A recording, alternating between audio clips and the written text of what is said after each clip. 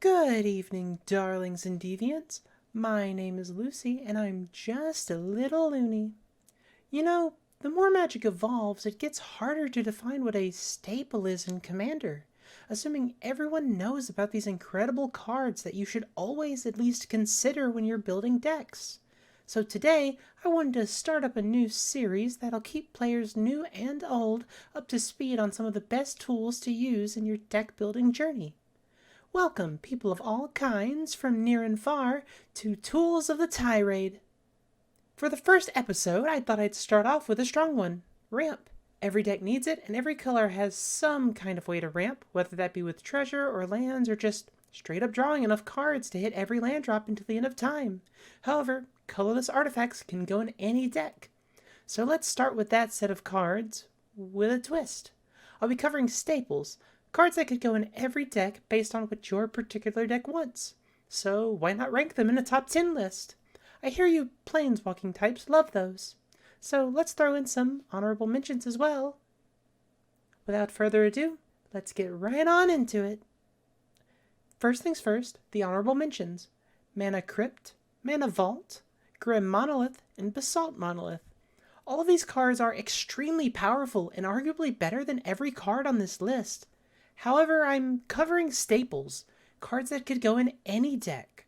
At time of recording, these cards are a bit too expensive to justify their inclusion in most decks, but I want to cover them anyway so that you know about all your options. Mana Crypt is powerful because of the low price of free, that's right, 0 mana, you get an artifact that taps for 2 colorless mana. With the downside that at the start of your turn, you'll need to flip a coin. If you lose that flip, you take 3 damage. Hardly a cost to pay in a 40 life format like ours. Mana Vault is just as strong as Mana Crypt, though it costs 1 more mana, and you can tap it for 3 mana. However, it doesn't untap the start of your turn, and it pings you for 1 damage each turn it stays tapped.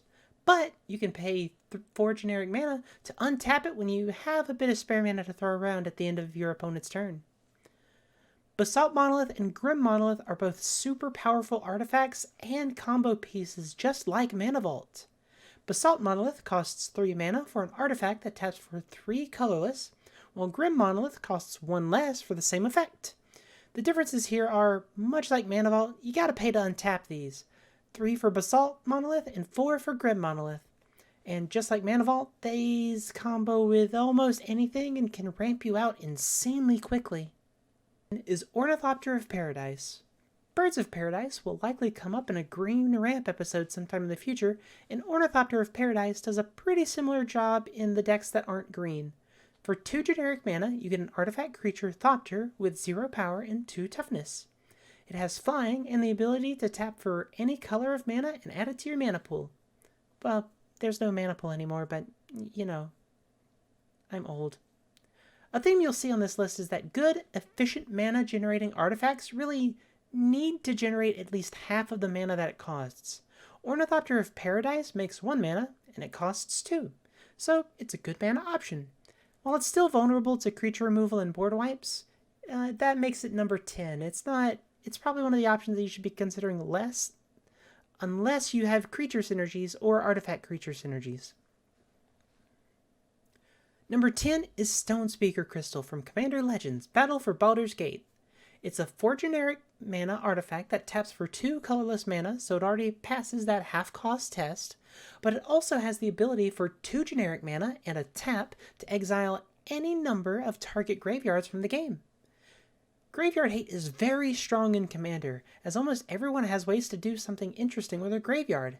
This crystal enables you to draw a card on top of it, icing on an already amazing card. While you do have to sacrifice it, you want to do this when you have the chance to do it. And also, I know I said icing, but don't eat the delicious cards, no matter how much delicious icing is on it. Number 8 is the Everflowing Chalice. It's kind of the embodiment of that half-cost test I spoke about.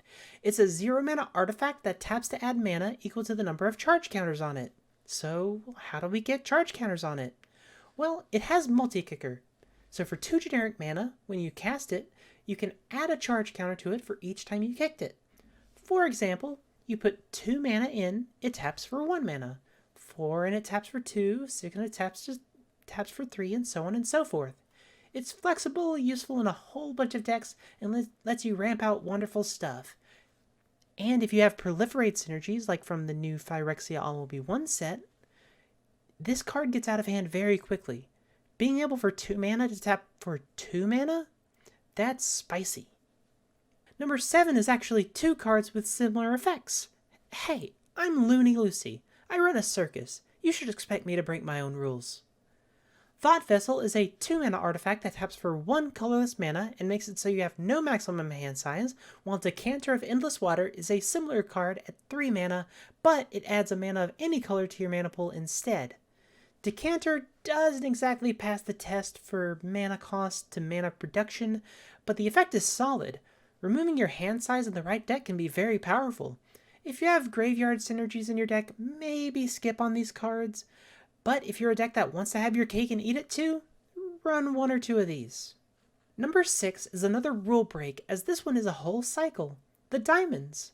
For 2 mana, you get an artifact that comes into play tapped and taps for a color of mana, each diamond corresponding to a color of magic. Marble for white, sky for blue, charcoal for black, fire for red, and moss for green. Now, I wouldn't suggest these for 3+ color decks, as you want your mana rocks to tap for either more mana or more colors. Nor would I suggest this for green, as that color has more than enough spells at 2 mana to ramp you permanently with lands. However, in a 2-color deck without green or a monocolor deck without it, these cards are integral and great at what they do. Number 5 is another series of cards. Hey, I'm breaking all my own rules today. It's the Mind Stone series. Technically, they're not all Mind Stones, but they kind of have their own things.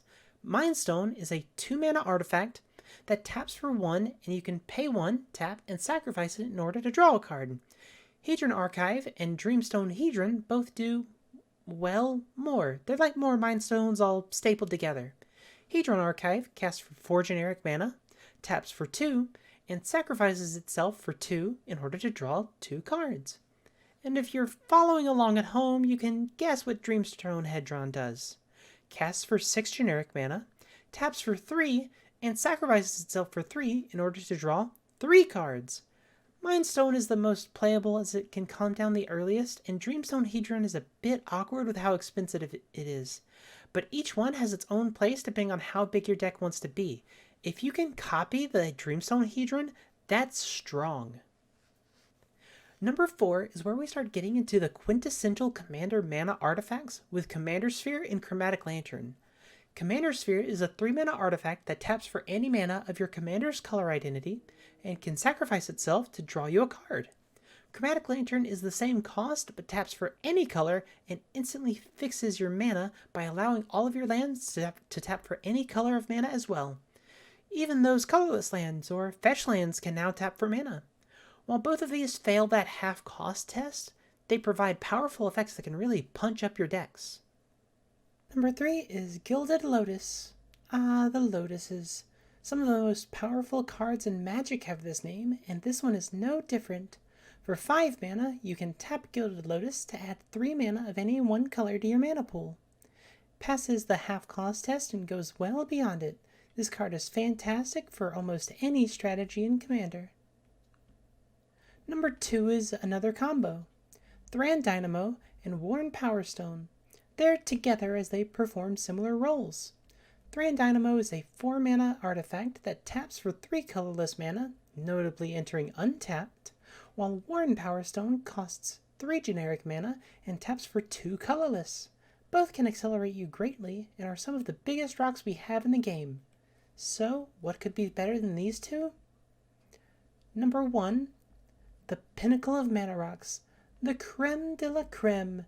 It's Soul Ring and Arcane Signet. Like, come on. These are printed in almost every pre-con deck for a reason. If you're new or been living in some weird alternate timeline or maybe even under a rock, Soul Ring is a 1-mana artifact that taps for 2 colorless mana, and Arcane Signet is a 2-mana artifact that taps for 1 mana of any color in your commander's color identity. The thing that makes these so powerful is the speed and flexibility they both have. They both come into play untapped and both provide good mana for their cost. And while I don't have much to say, I do have a bit of a tip for you. Hold your Soul Ring until you have a follow-up play. Too many games are lost because everyone's targeting you because you became enemy number 1 because you dropped a Soul Ring on turn 1. So keep it as close to your chest as you can and deploy it when you can follow it up with a bigger threat. A Soul Ring is just as good on turn 4 as it is on turn 1. And that'll wrap this list up. Do you agree with where I put things? Do you think one should be higher than the other? Or maybe you think I'm wrong about something. Let me know in the comments below. And hey, if you want to see more like this, why don't you subscribe and click that little bell? I hear that helps me out a lot. Thank you all so very much for watching, and until next time, au